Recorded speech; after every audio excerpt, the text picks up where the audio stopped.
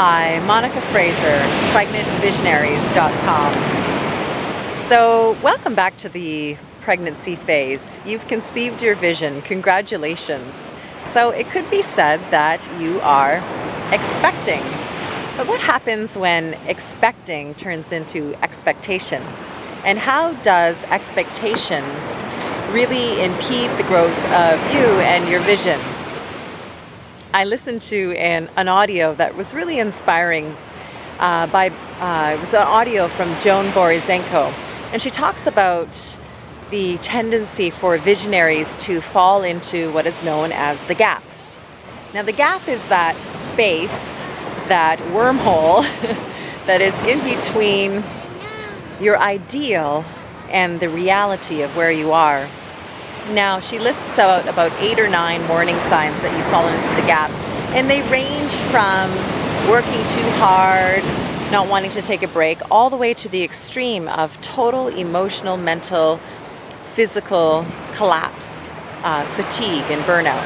That sounds pretty extreme, but I was really inspired by it because it's really relevant for us as pregnant visionaries, because we have infertile behaviors that can also cause burnout as visionaries, and those are the self-imposed pressure, the impatience, and the pushing.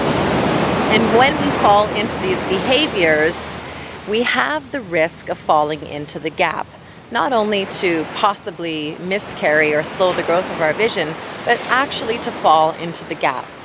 And one of the ways we can fall into the gap is through expectation. Expectation as a visionary is really detrimental because it causes us to push and to be impatient with where we are and actually really not even acknowledge where we are. Hi, sweetie. I have my son here with me on the beach. It's so beautiful out. So just a special video, a special precaution for you to really watch that although you're a visionary and you have a beautiful ideal and you see in your mind's eye and you can feel in your soul